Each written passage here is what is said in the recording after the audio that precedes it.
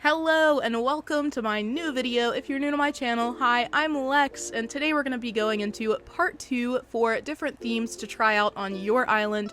If you haven't already, make sure you check out part 1 to see some truly stunning islands. Also, remember that I have an ongoing sweepstakes, so if you'd like a chance to win a $20 Nintendo eShop gift card, make sure you download Disney Emoji Blitz with the link in the description and in the pinned comment.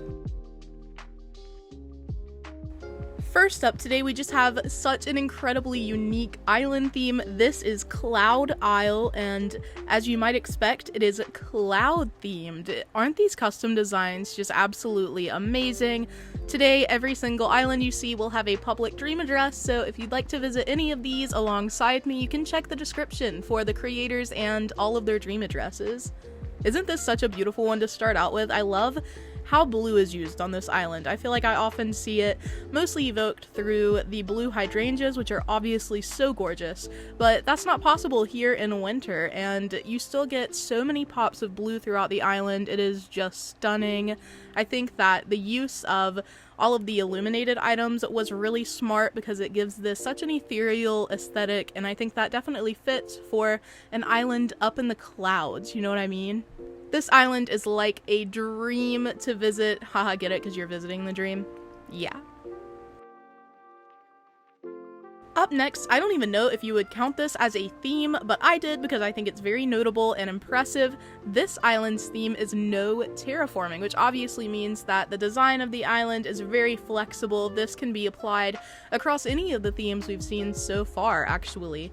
And I just thought that it was so impressive that this creator managed to make such an incredible island using the natural, your starter map. I mean, I can't even imagine attempting a no terraforming island. It's been requested and I'm just like, I depend on terraforming. But this island blew me away. Everything looked so natural and beautiful, and honestly, if you hadn't told me, I wouldn't have even realized that it didn't have any terraforming involved from the creator. I just really think it's impressive how much the flat space is used, how everything is filled to a point where it looks lush and beautiful, but you don't even notice that you're walking across so much flat area.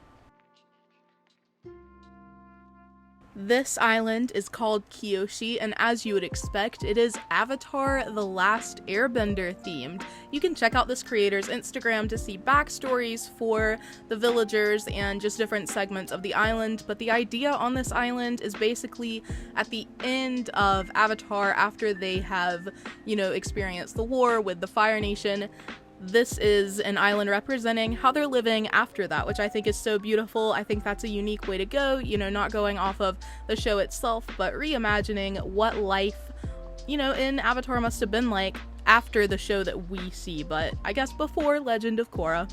This area was my favorite. I thought it was so beautifully done, so well arranged, and everything on this island just screams creativity. I wanted to feature it as kind of a nod to the fact that if you have a favorite show or movie, you can definitely use that as inspiration for your island. Shows are literally so much visual that you can go off of to design your island, and I think recreations in Animal Crossing can turn out so cool. It's so interesting to see, and this island is a great representation of that. Perhaps the pioneer of a new theme, this creator calls their island Crystalcore, and I definitely feel like that fits the aesthetic of their island. It is so mystical and beautiful here in this twilight time of day. I also think it was so smart of them to go to cherry blossom season, specifically the days where the cherry blossoms are falling. It looks just so amazing and magic. I feel like I'm wandering through some lost woods somewhere, perhaps, a long forgotten magical village. It was an experience, truly, going through here. I definitely think that the use of illuminated furniture here is essential for creating that magical vibe, the feeling that you're wandering through some kind of fairy forest almost. And yeah, I think that definitely matches with the fact that they want to evoke crystals. I think the Nova Lights did a good job, and everything just turned out so stunning. once again, this time of day, just magical. And I really loved how they did an enormous castle build. You definitely need to check out this dream. I hope that you recognize this island. This is my own Lost Falls. My official theme for this island is Momcore. I wanted to create this feeling of a very cozy home kind of space. My resident rep for this island was, you know, mom, and so I definitely utilized some of the mom items and tried to make everything feel just super comfy. And I list it in the description as Autumncore because I feel like if you're just looking at it without the story, that is what you would assume my theme is if I have one. But I really loved designing this island. I loved being able to use so much red, especially. That's one of my favorite colors in Animal Crossing. I just feel like they did such a good job with the red flowers, the red furniture items, and yeah, I thought that designing this island was so fun. You can also check out on my channel, I have a playlist of the speed builds and everything for this island, so if you want to see it come together, that is also possible. I decided to feature this island as, you know, a reminder that you can also base your island on a season.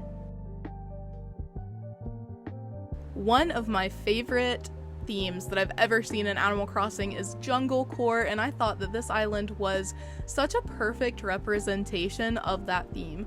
I think that Junglecore in general does adopt some aspects of Tropicore, since they do tend to both be tropical climates, but Jungle definitely takes it a little bit further with lushness, with the number of trees, the number of shrubs and flowers. You really do feel like you're walking through, you know, very narrow areas. You're possibly lost. There's so much going on. It's such a busy and vibrant theme, and I just love that. I especially loved on this island this land bridge. I mean, the scenery alone was amazing. I had to do a double take here just because I was like, wow, this is a long and gorgeous land bridge. I also thought that it was super unique that we have this little lost temple vibe here, like you're in a challenge area. It gave me, you know, this feeling that I was on Survivor. I also really love the different ways to create pathways here. There's a lot of hopping, a lot of inclines, and they just make it feel like a varied landscape. The theme possibly most unlike Junglecore, I think, is this one. This island is inspired by the show Bridgerton. Another reminder that if you do have a favorite show, you can borrow its aesthetic. That extends to games, movies, pretty much any visual media.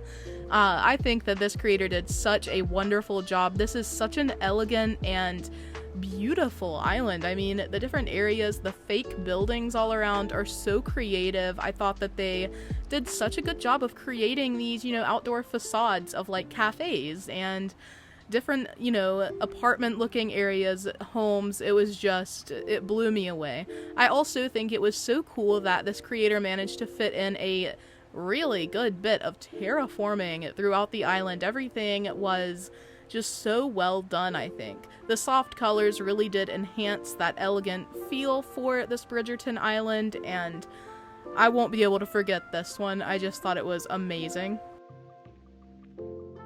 This next island has a theme of whimsy, and we definitely see that coming through in the softness of the colors, all of the different items. I think that it's cute to have these gnomes in the hyacinth field. Everything just has, I don't know, I was getting like Alice in Wonderland vibes, I guess. Like you fall down the rabbit hole and you end up in this magical world of beauty, and it just feels like, again, almost like a lost forest full of just the most gorgeous areas. I think that's definitely helped by the fact that Animal Crossing gives you an island with talking villagers. Maybe that's also contributing to my Alice in Wonderland association. But I think that the colors here were just absolutely amazing. This was such a calming island to visit, I think. It was so relaxing to walk around here. Everything was open and it was so easy to navigate, which I really value. And the views were amazing and so inspiring. I absolutely had to include this last island because it is a representation of multiple themes mixed together, which I think is so inspiring. You should always remember that you are not limited to just one theme. You can always allow flexibility for yourself. This island that I'm on currently represents elements of Springcore, of the Overgrown theme, and of Elegant Core, and they work so well together. It's kind of like an ancient city vibe, you know, the rubble is being reclaimed by nature, and that is so beautiful. Again, we have such soft colors. This was another island that was just so relaxing and calming. Everything was beautiful, and they definitely succeeded in creating an elegant aesthetic here, which I think is so impressive when you're mostly using, you know, natural items and trees, flowers, etc. to fill so much space. Thank you all so much for watching today, and I just want to shout out my members. Thank you for making these videos possible and for constantly motivating and encouraging me to keep going. I hope you all have a beautiful rest of your day, and remember to check the description for the creators, the dream addresses, and the link to download Disney Emoji Blitz and enter my $20 gift card sweepstakes. I'll see you next time, and here is Peaches. I love you guys so much, and I'll see you in the next video. Bye!